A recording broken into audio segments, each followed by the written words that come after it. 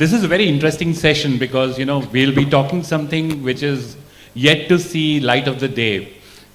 We've been talking about the past. Dr. Saab started how late 90s this industry started, how we have seen the evolution.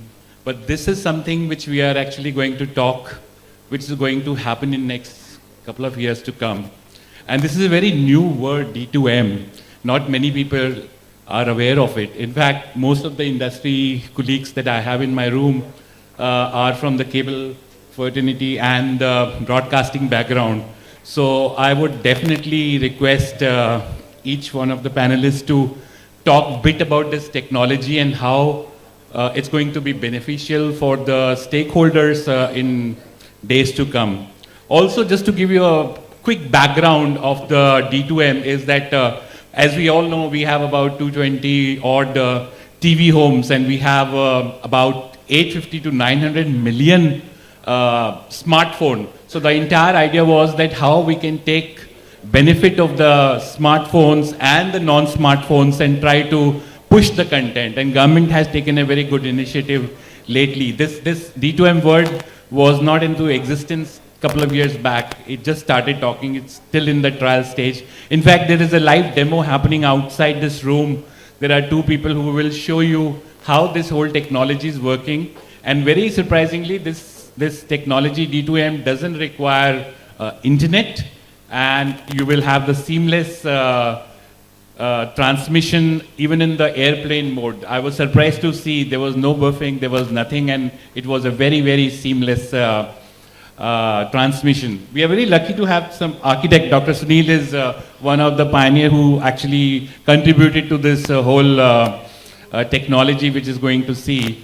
Initial plan was to have in 19 cities. Delhi was the first city. In fact, 15th August and 26th January was the time when it was tested very, very successfully. I've been told by the team that they had seamless operation on the mobile handsets and they will be conducting a lot of tests more. So we'll talk more of that. I will see to it that I will talk most of the benefits which are there for my cable fraternity and the broadcasting community, so to say, and we'll also get to know the insights. So let me kick off the question right from Dr. Sunil to talk more about the whole technology, how it started and what is the future that they see. Thank you, Mr. Amitabh. So, now why this D2M has come, the demand for the personalized online content, that is number one, and to address the mobility. These are the two things why the D2M has come. What happens, the video content is coming to you on your mobile sets. Now, whenever there is a peak traffic, that time this video content coming from the mobile network operators, this will get shifted to the broadcasting side. So there will be a ease in the congestion on the mobile networks, whereas the RF spectrum which is used for the broadcasting, that will be used very conservatively. So you have got two advantages. Number one, the logjam which is happening on the mobile networks at peak times, that is getting away. And number two, your spectrum of the broadcasting can be utilized more efficiently, thus leaving more space in the mobile network. Your call drops will reduce, your call quality will be improved, and then the mobile spectrum can be used by the IMT networks for better purposes and for adding more traffic on that. So there are two advantages. The biggest advantage is that in the DTM, you don't need an internet connection, you don't need a SIM card, you don't need a mobile data connection, and it can operate seamlessly between the broadcasting side and the mobile network operator side, interchanging as and when the traffic is getting more or less. So that is one advantage of the DTM. How this works, the broadcast transmitters, they are converted into the centralized networks to enable anybody who is at home, who is indoors, reach or receive the broadcasting signal seamlessly. So when you have got the TV transmitters, which is being used by the public broadcaster, you have got so many mobile cellular towers. And when you have got a mix of these two, I mean to say the convergence of the broadcast and the broadband, then anybody using a mobile set in his house can get seamless signal from both the networks converged together. So that is a convergence between the broadcast and broadband, which is enabling you receive your signal very effectively, seamlessly, and then conserving the spectrum also. The biggest advantage is the from which the mobile network operators will gain is the net breaking the logjam by not breaking the neutrality of the this internet. So that is one of the advantages. So this, having said that, now I'll tell. See, India has got about 28 crores of TV households, of which 19 crore are the India has got 28 crores of households, of which 19 crores are the TV households. So 19 crores TV households plus 80 million people who are having the smartphones. Now TV is being watched with 19 million households. If 80 million households they add to this, can you imagine the amount of the disruption or amount of the explosion in the content producers will have? Lot of content delivery will happen, lot of content business will happen, lot of employment will happen. So adding the mobile users to the already existing TV households, that will give a real explosion to the content industry post. Both are benefiting. I told the mobile networks are also benefiting, and the broadcasters also, because you are getting a more eyeballs, you are getting the better use of your network. So it is a win-win situation for both of them, and saving on the resources of the country as well. So having got this almost 100 million users on this, I think it is an advantage for the entire country, for the citizen. And I would like to tell one more thing here, that why should the cable operators be a part of this? See, this industry is developing, and very soon you will be having the mobile sets with the DTM technology, because IIT Kanpur is the premier institution of the country who is doing all the research work, who has already done the trials in 2 cities, and who is on way with the trials in other 19 cities also. Cable TV industry can be a part of the consortium, because this will be needing mobile towers, this will be cellular towers, where the cable TV industry can facilitate this process by serving as gap fillers and being by a consortium partner to assist the to take this industry in assistance to the IIT Kanpur to enhance or to assist on the research work. So here is one point where the cable TV industry can also get associated with the premier institution to develop this citizen-centric facility for the country. That's like a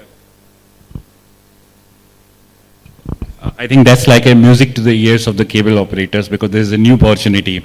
As we all know, India is the biggest consumption of the data.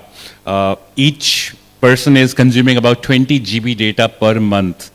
But very surprisingly, though we are on the trial run, this technology hasn't seen light of the day anywhere in the world. US has been planning, Canada has been planning, Korea has been planning. So my question to Mr. Jain is, if you can throw some light as to what is so different that India, you are so confident that this could be reality. Okay. First of all, I think some of you may recall that mobile broadcasting is not new to India. If you can recall, and some of you, I am sure very few of you will be aware of it, in 2005, we had experimented with a technology called DVB-H, where we initially broadcasted 16 channels, then we increased to 32, then we increased to even 48 channels, and we had a transmitter installed in Akashvani Bhavan. And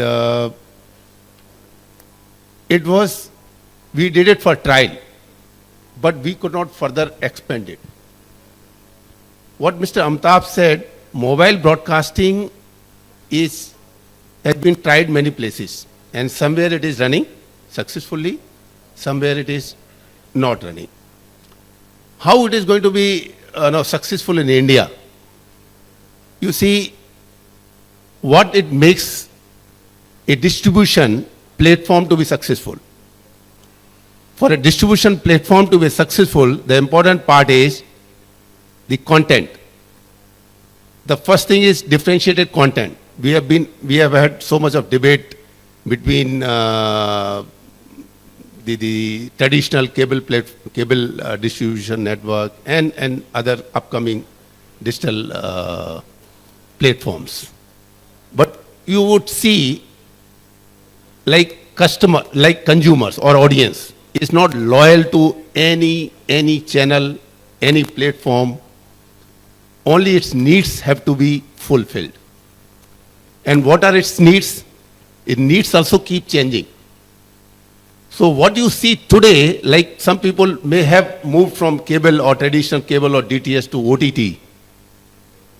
I am telling you, the day they feel their need is not being fulfilled by a particular platform they have subscribed or they have migrated to, they will again come back to the traditional one. This is going to happen. This has happened in the past and this will happen in the future also. Now coming back to D2M.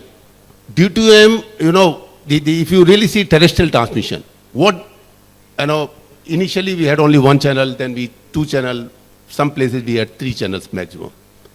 It couldn't meet the need of the audience as new cable came, DTH came, and they came with so many channels.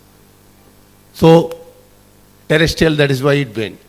Almost now it is completely finished. So what is required is good content, variety of content at an affordable price. So what D2M brings? D2M brings both live and non-live content, and it brings variety of content and also differentiated content. Over and above that, it also brings radio.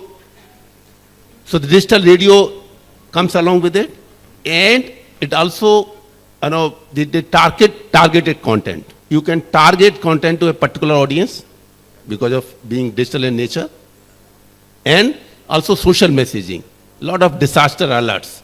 So it has potential to bring a differentiated content, also a normal regular content that any distribution platform will provide, but without being in competition to anybody, because ultimately it's a mobile TV. So mobile TV, you can't, if you are at home, I'm sure you will not watch movie on mobile if you have a connection at fixed TV. So that's what it is. Thank you very much, Mr. Jain. My next question is to Raghu. Raghu is from Sankhya, which is the only company which has trial along with the IIT and Government of India. Raghu, as we know, it's a huge market, and the mobile phones are already there, especially the Android numbers. If you can tell us more about how this whole technology works. I believe there is some chip involvement. I believe there is a dongle which is required to enable this technology to play on your phone. So if you can talk briefly on that, and what would be the economics, because end user, India is a very cost sensitive market, as we all know. I believe that nobody wanted to get burdened. So if you can talk about the technology and also the cost element attached to it when it actually starts. So yes, as you said, Sankhya Labs along with Prasar Bharati and IIT Kanpur are running the trials in Delhi right now, which can be seen outside. So about the cost factor, right? Right now we are sort of having a dongle which retrofits to existing Android phones. We have an app, and this particular dongle has the RF front end, which takes the standard TV broadcast spectrum and a demodulator chip, and then converts into a normal USB interface. Now this is in prototype volumes. We've got very few. And even at very low volumes, it is of the order of less than $30. This is in the few tens and 20s, right? And electronics, as you know, it scales up tremendously. So the cost factor is not going to be significant. And a lot of it can be transferred to the application processor in existing phones. The degree of scaling is, as Mr. Sunil said, the vast amount of phones that are here in India. That's going to be the game changer, right? The volume is potentially a significant percentage of that. And if you drag in feature phone users who with a simple attachment, we are talking to domestic phone manufacturers as well, it's going to be huge. The market impact is going to be huge. The other thing is this is an IP-based protocol. So other than the existing linear TV transmission, which is one of the significant revenue earners today, you can enhance that with targeted advertising, as Mr. Jain said. And this, the return path can be as complex as an internet connection back or as simple as an SMS connection back. We've trialed these things. We've got proof of concept for that. Remote education, another huge game changer, right? India as a growing country education needs to be focused on. So this is a game changer in a lot of aspects. Digital public good. That's a very good point, because the interactivity is the mantra of the game. Because earlier good old days, I remember TV used to be e-dead box, and then it became the smart TV. So obviously it's better that rather than leaving the mobile being idiot, it has to be interactive, and that's where you're going to get the traction.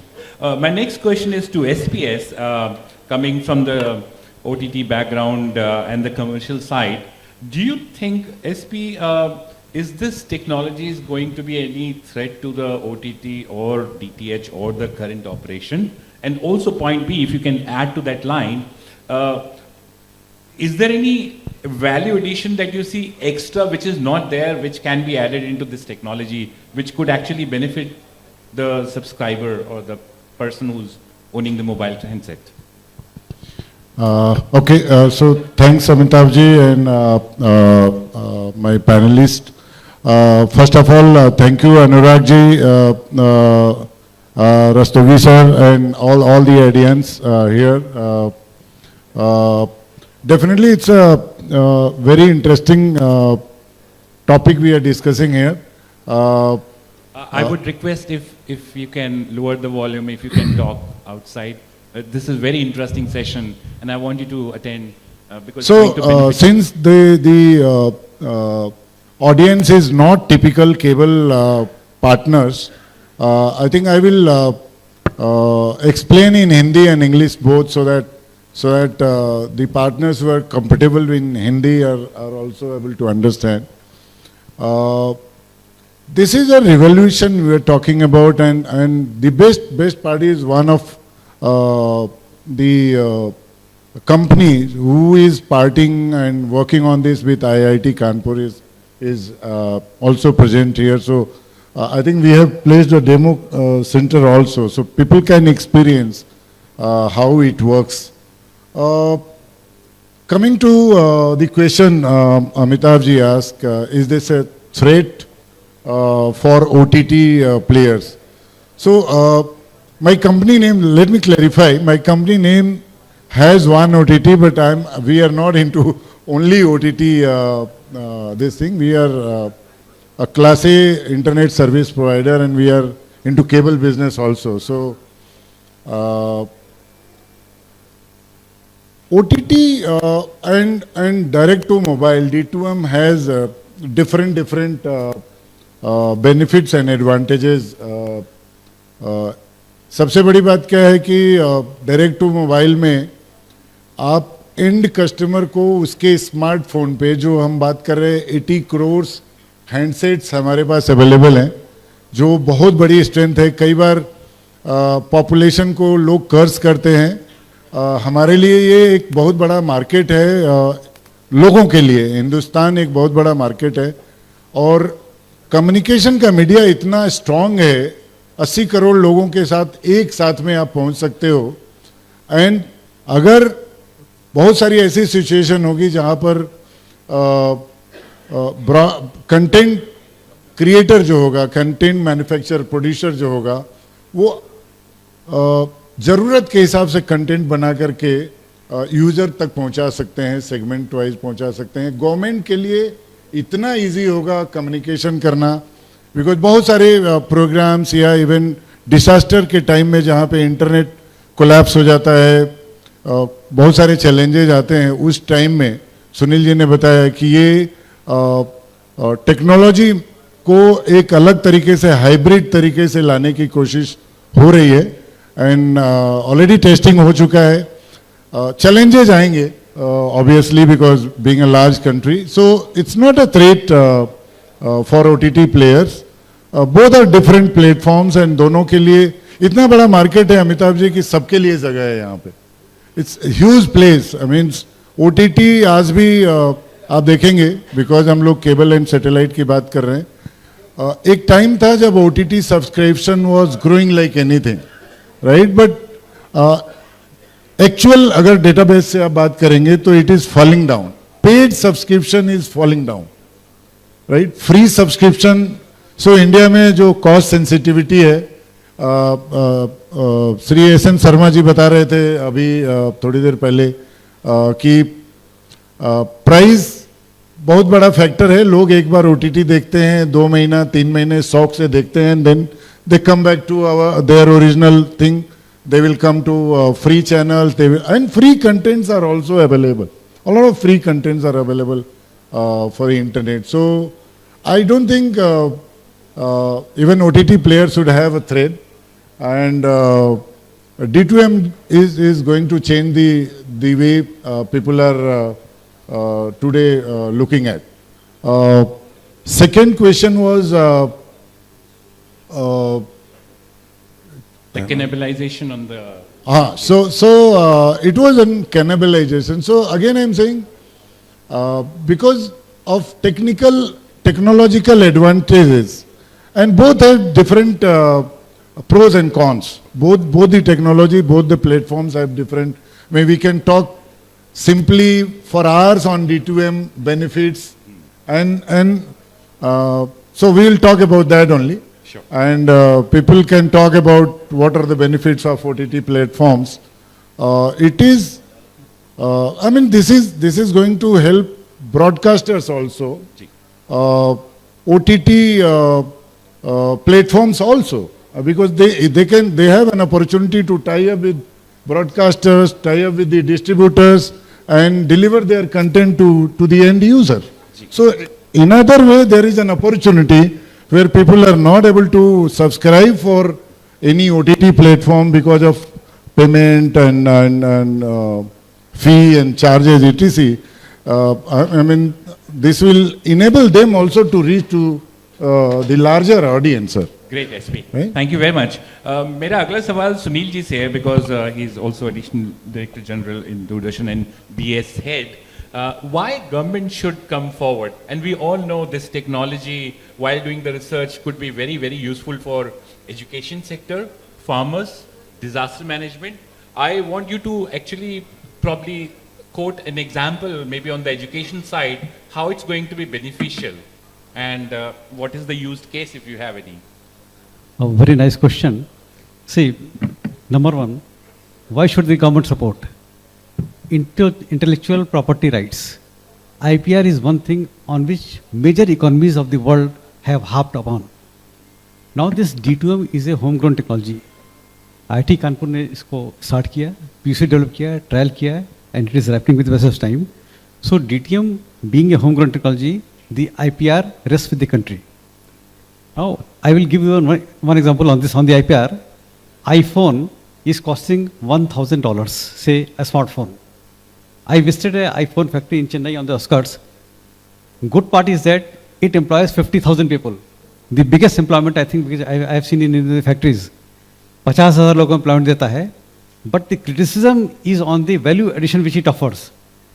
It is hardly 10 to 10% addition of the value which the factory offers. $1,000 का iPhone जो है, उसमें अगर आप chip manufacturer को ले लीजिए, उसका कंट्रीब्यूशन, जो फैक्ट्री वाला है उसका कंट्रीब्यूशन, जो लेबर एम्प्लॉयमेंट है उसका कंट्रीब्यूशन, जो सैलरीज है उसका कंट्रीब्यूशन, और जो फैक्ट्री जैसे सेटअप किया है, everything combined, all together they take around $300 at home. Where is the remaining $700 going? It is going to the person who has made the IPR. And that is why the world economies, they support the technologies which are homegrown, on which the IPR rests within the country. So while we are making Make in India, जब हम उसका initiative ले रहे हैं, country को grow करने के लिए, we have to harp upon the IPR and reap the benefits of that IPR. So IPR का हमको benefit मिलता है. It is a homegrown technology. National security के परस्पेक्टिव से भी ये हमारे लिए ये इम्पॉर्टेंट है. ऑफ कोर्स वैल्यू एडिशन तो हमको देते ही देता है. हमने पहले भी बताया था कि ऑफलोड करता है वीडियो ट्रैफिक को और डिजास्टर अलर्ट्स, ये सब फीचर्स उसका ही है. So getting and reaping on the IPR and supporting home grown technology and conserving the spectrum also, ये सब चीज़ें advantage why the government should support on this. Coming to a use case,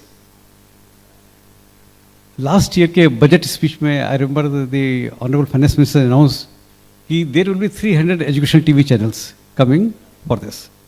this job was entrusted to BISAG, Bhaskaracharya institute of space application geometrics Ahmedabad में, उसको ये काम दिया गया था.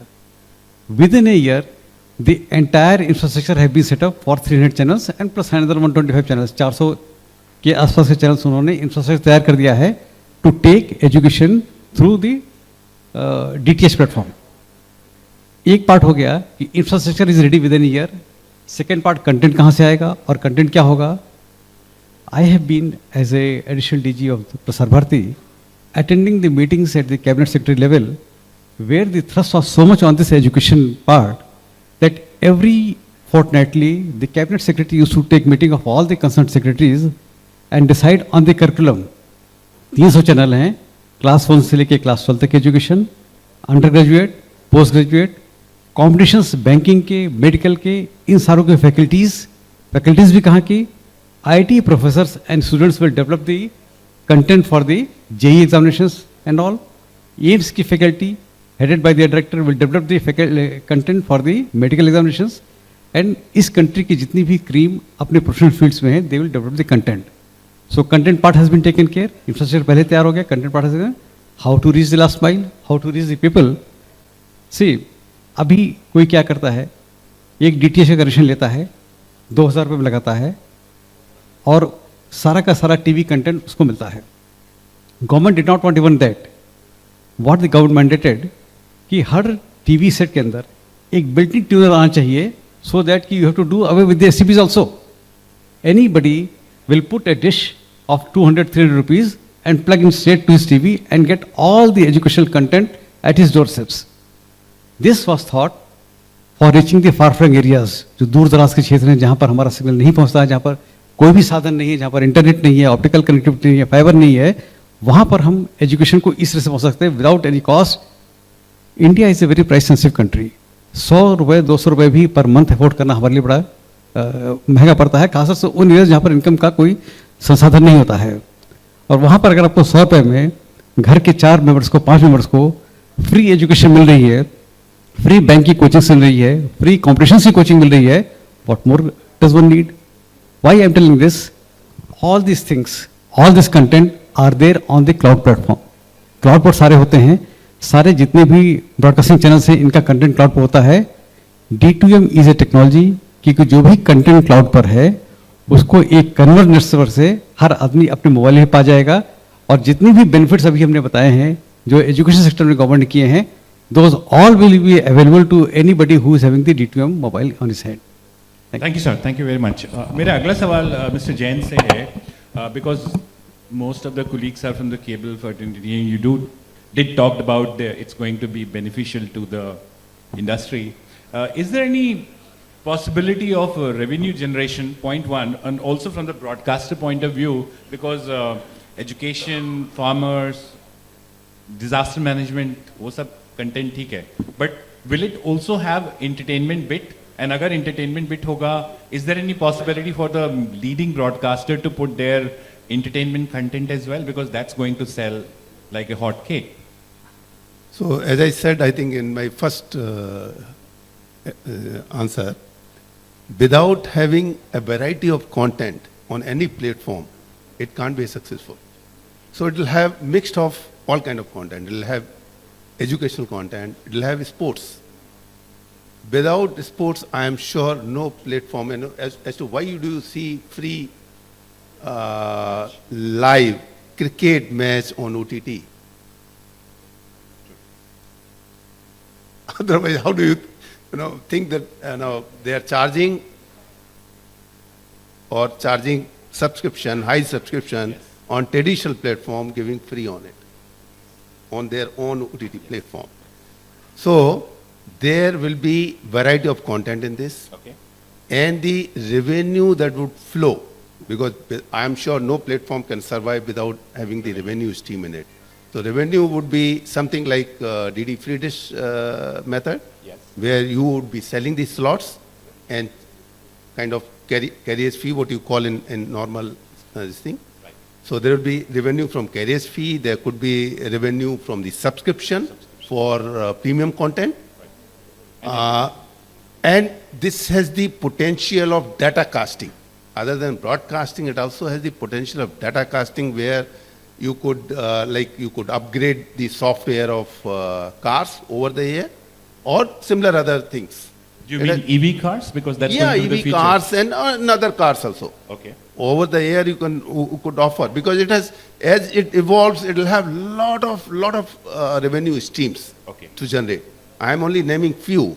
There could be pre-roll, this being in digital, could be like the on-screen advertising. Right. So many other this thing, but primarily it will be from the carriage fee and from the subscription. Raghu, मेरा अगला सवाल है, we talked about this huge number and the universe that you're seeing, but I think while talking to you, I realized that you initially wanted to focus on the plain non-smart vanilla phone to start with, which is nearly about 25 to 30%. You wish to throw some light, why so?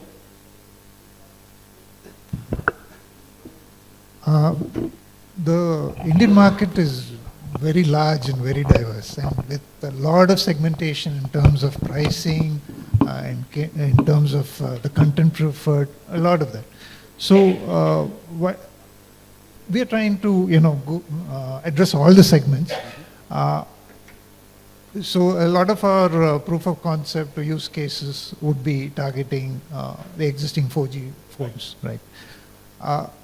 However, the volumes, as I said, are going to come from the lower end phones, and this sort of leapfrogs, D2M allows them to leapfrog into the digital, realm without having to pay, data fees, all of that.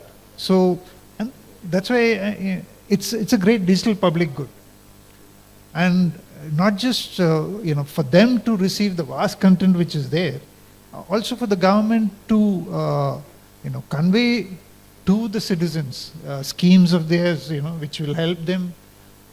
And fake news, that's going to, with AI generated fake news, you're going to have a lot of trouble if people, believe that to be real. So this gives a medium for the government to immediately shut it down and tell the truth. It becomes a viable and a very trusted medium. That's a very good thing, because industry is actually facing a lot of challenges with the fake news, with the advent of social media, and obviously if you have the live channel, you don't need to depend on the social media. You can actually verify that news there and then. My question again to SP is this whole technology, when it's going to be the reality, what is the cross platform synergies that you see which will happen? Because obviously as a standalone this technology cannot move. So what is the cross multi-platform synergies that you can see in days to come? Okay, so I think Amitabh ji, there is something for everyone in the industry. I mean, a lot of partners will think about if broadcasters start delivering content directly to mobile owner or mobile user, what is there for me?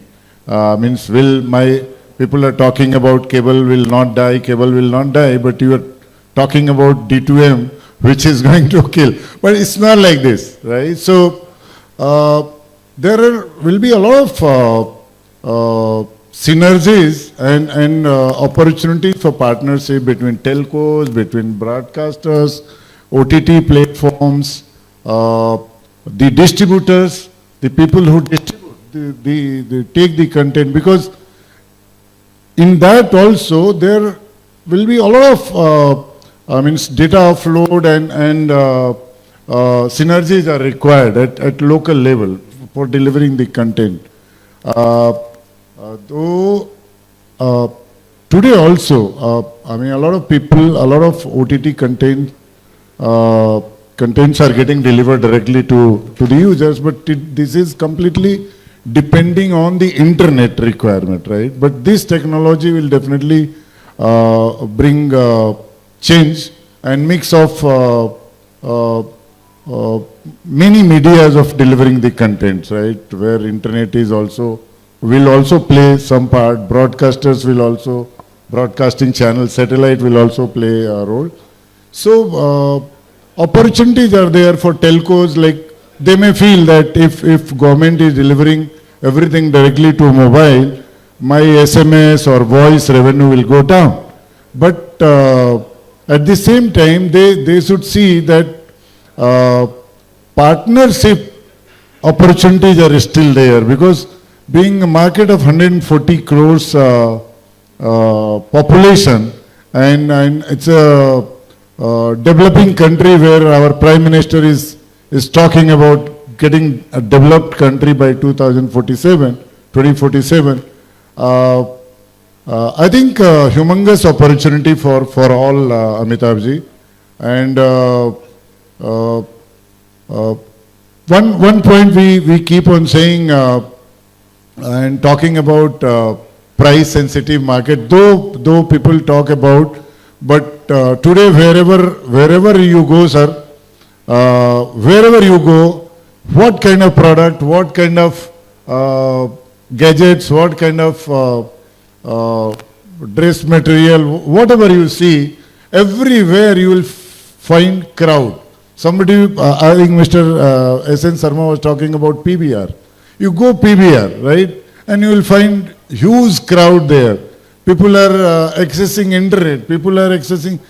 The data consumption per user has gone beyond 30 GB per month. Yep. It's not. I mean, 10 years before we were delivering internet, I was part of DEN network and launched broadband there. So we realized that people were using 20 GB, 15 GB that time. Today people are using in terabytes. So data consumption has gone up. So opportunities are there and people are ready to spend also. Farmers are growing, villagers are growing, infrastructure is developing. So I am very optimistic for a great future for D2M in India. Thank you, SP. Thank you very much. And it's very encouraging. And whatever I heard or whatever I've been doing research, this seems like a very interesting technology which is going to come very soon. And obviously, as Sharma ji said in the morning, understanding the need is need of the hour, which is very important. And that is where our vision is to take the country to the next level. Also, one more thing I personally feel that post-COVID, the word collaborative is very, very in sync and everybody believes in. After listening to all the panelists, I feel this technology will definitely flourish if we are collaborative. Because those days are over when one platform is singing their own song. If we are collaborative, I personally feel this technology nobody can stop that. So just 30-second line, because we have very short time and I don't want to hold the people from lunch. 30-second last line about this technology, when it's going to knock the door of the common man and when can we see it reality, and what do you expect in next couple of years to come? So 30 seconds from left to right, if we can. Mr. Jain. I hope this technology is going to come very, very soon and going to make lot of impact, and mostly it is going to fill the gaps rather than taking away the space of anybody. That much I can say.